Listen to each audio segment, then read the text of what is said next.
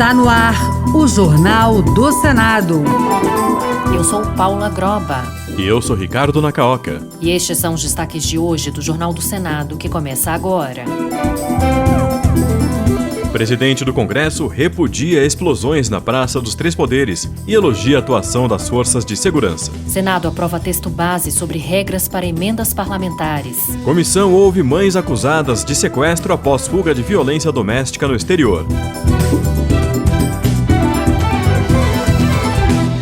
Boa noite. Boa noite. O presidente do Congresso Nacional, Rodrigo Pacheco, elogiou as forças de segurança pela atuação rápida em resposta às explosões de bombas que ocorreram na noite de ontem na Praça dos Três Poderes, em Brasília. O atentado, que resultou na morte de uma pessoa, foi classificado por Pacheco como um triste episódio que chocou a todos. Ele destacou a importância de repudiar e combater atos de violência e discursos de ódio, reforçando a necessidade de união em prol da paz e segurança no país. A oposição ao governo classificou o fato como um ato isolado e não político e ideológico. Já governistas defenderam a regulamentação das redes sociais no combate à disseminação de discursos de ódio no país.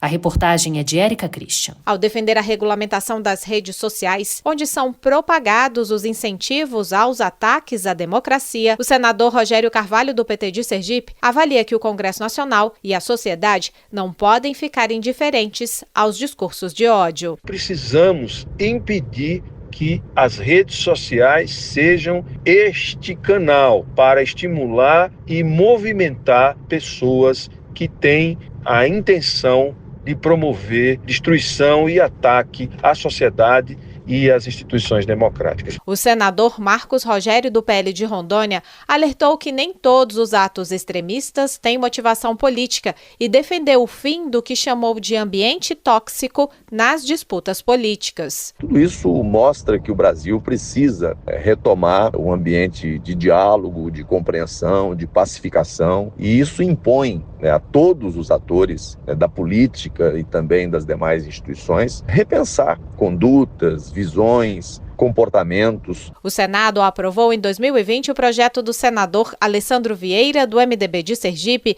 para combater a disseminação de notícias falsas. A proposta está na Câmara dos Deputados. Diversos senadores comentaram em seus perfis na rede social X o episódio da explosão de bombas ocorrida em frente às sedes do Supremo Tribunal Federal e do Congresso Nacional em Brasília, no início da noite de ontem.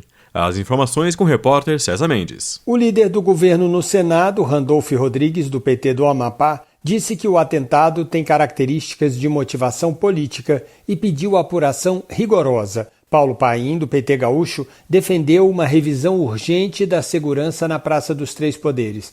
Já Flávio Bolsonaro, do PL do Rio de Janeiro, pediu pacificação e divulgou um texto do ex-presidente Jair Bolsonaro em que ele diz que passou da hora de o Brasil voltar a cultivar um ambiente adequado para que as diferentes ideias possam se confrontar pacificamente. Carlos Portinho, do PL do Rio de Janeiro, afirmou que aqueles que prometeram união e reconstrução e nunca se desarmaram, e os que estressam as relações com o parlamento e com a sociedade, têm a sua responsabilidade. Entre as senadoras, Mara Gabrilli, do PSD de São Paulo, declarou que não podemos normalizar a violência e os ataques contra nossas instituições. E Leila Barros, do PDT do Distrito Federal, publicou que o atentado na Praça dos Três Poderes é um grave episódio que precisa ser tratado com toda a seriedade que a situação exige. No ano passado, o Senado aprovou um projeto que equipara as ações terroristas às práticas realizadas por grupos criminosos organizados. Mas a proposta, que considerava atos como depredação, saques e destruição de bens públicos como crimes de terrorismo, foi arquivada no final de 2022.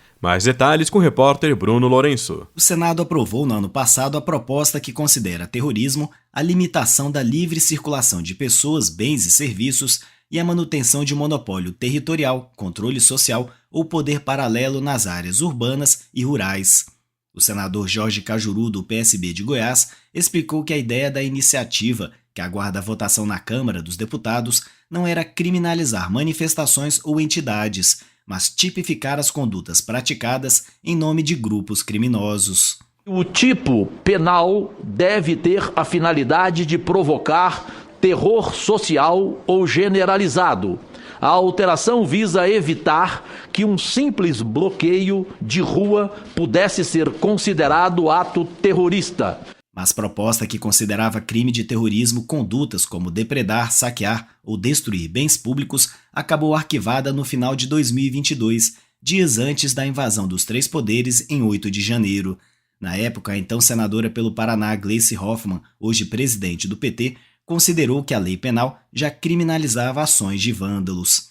Já a Comissão de Defesa da Democracia tem na pauta projetos que admitem a motivação política para o crime de terrorismo, que penalizam a apologia ao terrorismo e incluem entre as hipóteses de negativa de asilo quem tenha sido condenado ou respondido a processo por ato ou apologia de terrorismo.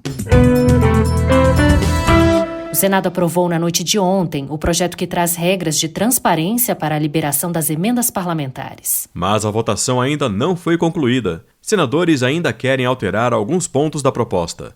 Repórter Érica Christian. A proposta prevê que as emendas de bancada dos estados deverão ser destinadas para políticas públicas. Já as individuais deverão ter a ação, o valor e os projetos especificados e informados para o legislativo do município ou estado que receber.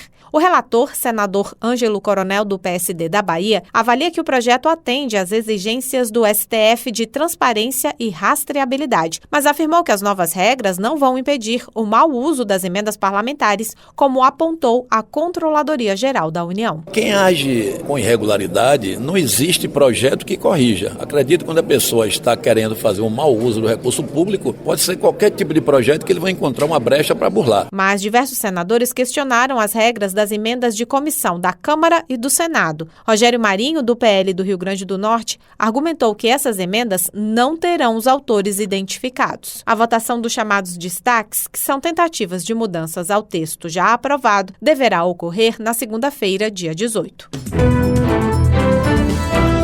Mulheres vítimas de violência doméstica que moram no exterior e voltam ao Brasil com os filhos estão sendo acusadas de sequestro. O tema foi discutido nesta quarta-feira em audiência pública na Comissão de Direitos Humanos. Repórter Pedro Pincer. Mulheres que sofrem violência doméstica têm todo o direito de sair de perto do agressor imediatamente, e é natural que não queiram deixar os filhos com ele.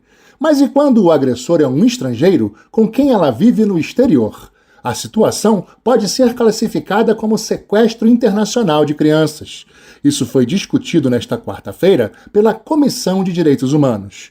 Na audiência, mães que passaram por essa situação relataram os casos. Raquel Cantarelli luta para trazer as duas filhas de volta da Irlanda. Eu sou uma mãe que sonhava em proteger suas filhas, vê-las crescerem em um ambiente seguro e saudável.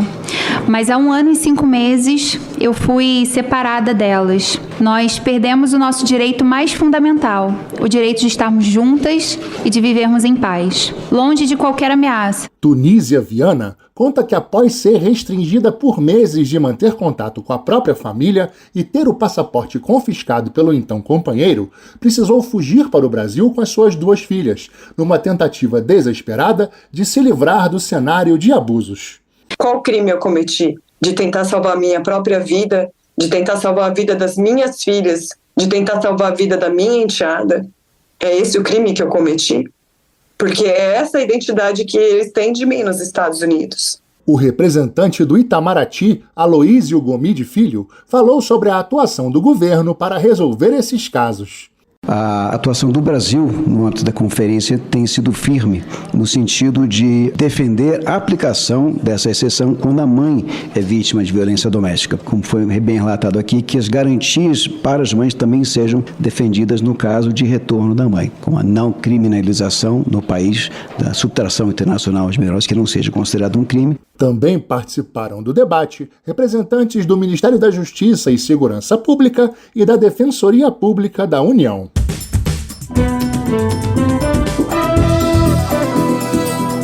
Com trabalhos técnicos de Eric Bento, o Jornal do Senado fica por aqui. Acompanhe agora as notícias da Câmara dos Deputados. Boa noite. Boa noite e um bom feriado.